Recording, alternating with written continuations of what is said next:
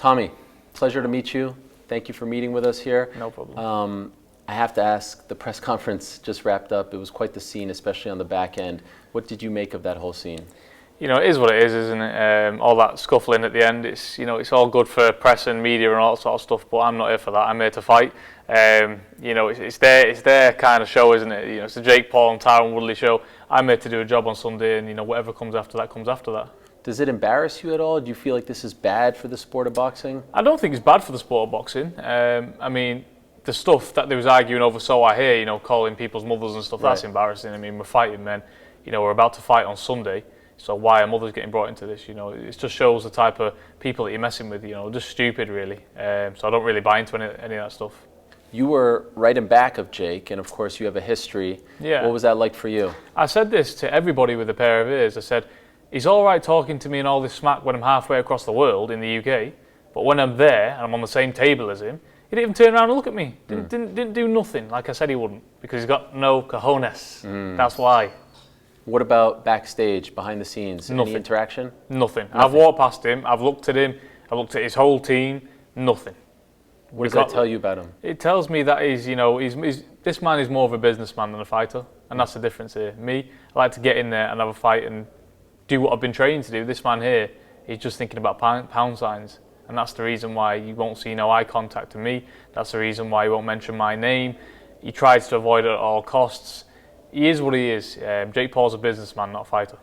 And so when you found out that you were going to be a part of this card, but not fighting him, despite all the buzz leading up, did you want to be a part of his show but not fight him? Like, did you have reservations?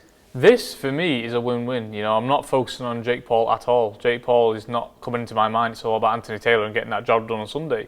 This, for me here, like I said before, is a win-win. I'm over here. I'm fighting on Showtime. I've watched many fights as a child on Showtime, legendary fighters, Floyd Mayweather on Showtime.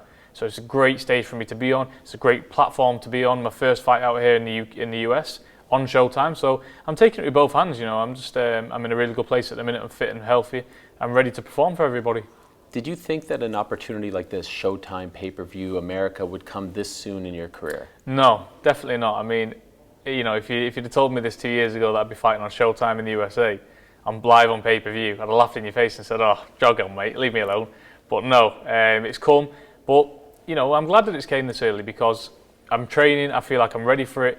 I'm 100% fit, I'm sharp, everything's done now. Like, I've put in a hard 8 weeks for this. I've trained absolutely to the next level, sparring, road running, everything. Every box has been ticked. So on Sunday night, you're going to see that. When all this talk, gets out of there, it comes down to the fighting, and that's what it's about. That's why people buy the tickets to see the fights. So you're going to see a good fight on Sunday night. Had you ever heard of Anthony Taylor prior to being offered him as an opponent? No, I think I heard him a local bin man more than Anthony Taylor. I don't know anything about him. He is what he is. He's a very small man. He's going to get knocked out. He's up at the wrong weight. I've seen him competing at 145 pounds in January it was. And I know through my last fight, I only gained a stone. I don't know what that is in pounds. I don't know what it is. But I put on a stone for my last fight, and I felt every single bit of it in those rounds. So him coming up from 145 pounds to 180 pounds, he's going to feel it, and he's going to feel my knuckles right in the front of his teeth as well. And so what do you make of people who say this is a mismatch? Like, a guy who weighs as much as you should not be fighting a 45er? No, do you know what it is? Every fighter, I've not called this a mismatch once, because every man who's getting in through them ropes with a pair of gloves on, they've got ability to throw punches. And in this game, it only takes one. But we've prepared for that. We've watched him a million times. We're prepared for whatever he's going to bring. I've actually had MMA people come into this camp that I've never done before, because I've never had to do that. I've only been sparring MMA people and top level boxers. So I'm more than prepared for whatever he's going to bring.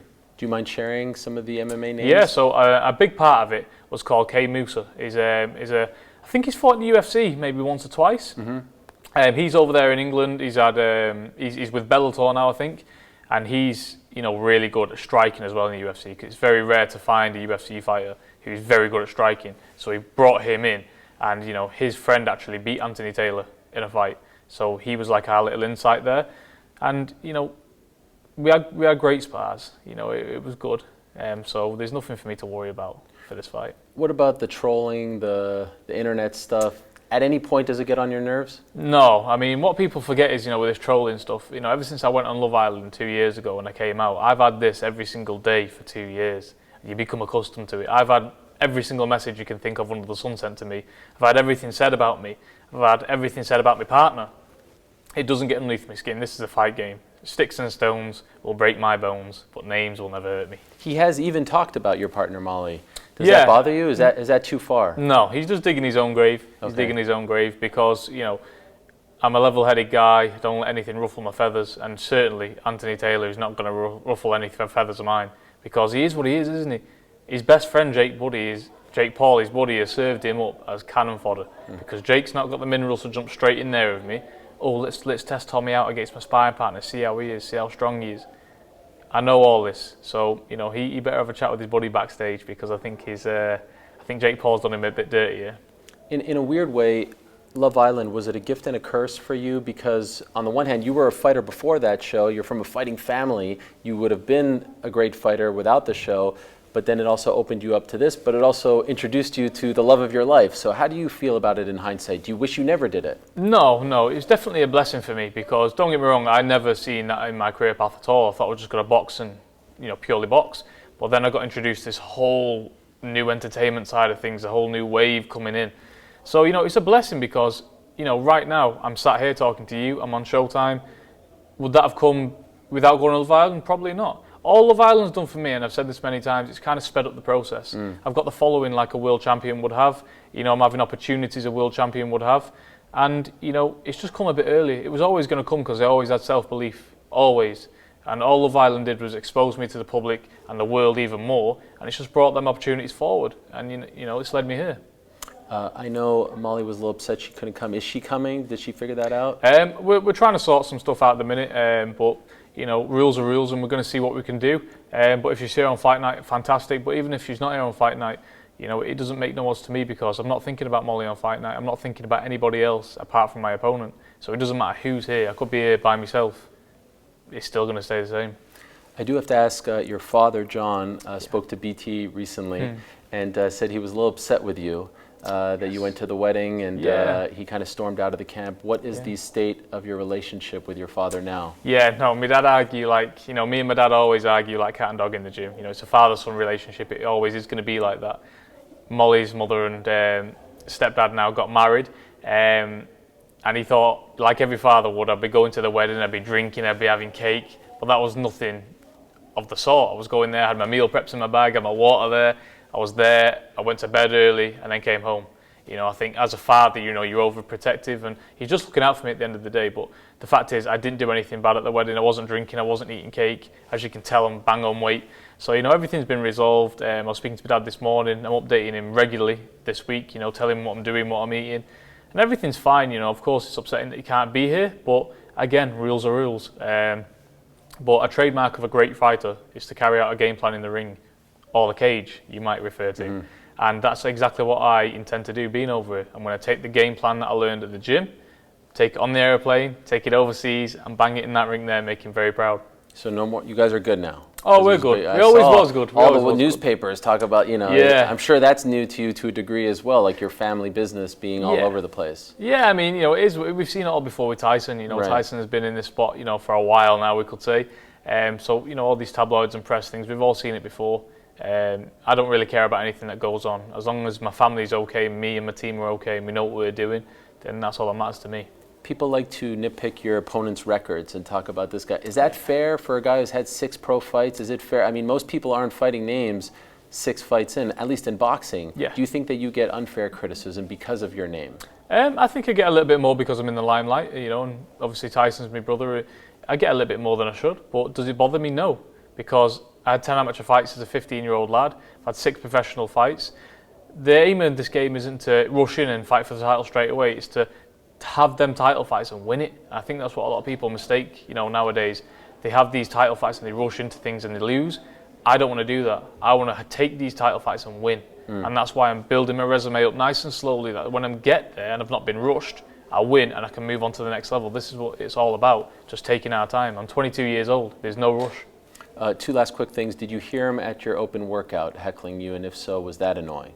I blocked him out completely. Okay. You know, Anthony Taylor is no more than someone in the Joe public towards me. You know, I don't worry about what he's got to say. I don't check his social media. The man's been messaging me at midnight, for God's sake. So the man's up late thinking about the fight. The man's worried. The man's scared. All that shouting about you see at the press conference, that's nervous energy. I'm as cool as a cucumber, and I have been all week. And I know what I've got to do on Sunday, and I'm going to get in there and do it. And so I'm assuming, you know, I know you have your feelings towards Jake, but there's got to be a part of you, hey, you think you're going to win. Jake, you do your business, and now we'll have a mega fight. Like, in a way, I'm assuming you're rooting for Jake to win so that this can all come together. I know you're not thinking about it, but like, it's right there. Yeah. This never happens in boxing. This is a very MMA thing where the two guys who are kind of on a collision course are on the same card. It very rarely happens. It's perfect. You have to be thinking in the back of your mind, like, hey, you do your part. Don't lose to this guy so that we can do big business in the next one, right? Yeah, of course. You know, providing we both come through our fights on Sunday, I would love to get it on with Jake Paul. And I'm actually hoping Jake Paul wins on Sunday, right, just because I can give him the ass whooping that he needs. But again, Tyron Woodley's a dangerous fighter. He's coming to win, so we just got to see. But I don't know. Obviously, it's a mega fight. You got the UK versus the USA. It's a huge, huge fight. You know, everyone's involved. It all comes together. It would be a massive, massive fight. But you know, hopefully them talks can start properly if Jake Paul finds his balls, and after Sunday we both come out with W's, we can start talking about that fight. An official prediction for you Sunday? Me Sunday, big dirty knockout. As I say in the UK, as I say always on BT Sport, a big dirty knockout. I love it. Early? If I decide it, whenever you want. I'll see, whenever I want, Okay. whenever I want. Fair enough. Good luck. Looking Cheers, forward mate. to it. Thank you.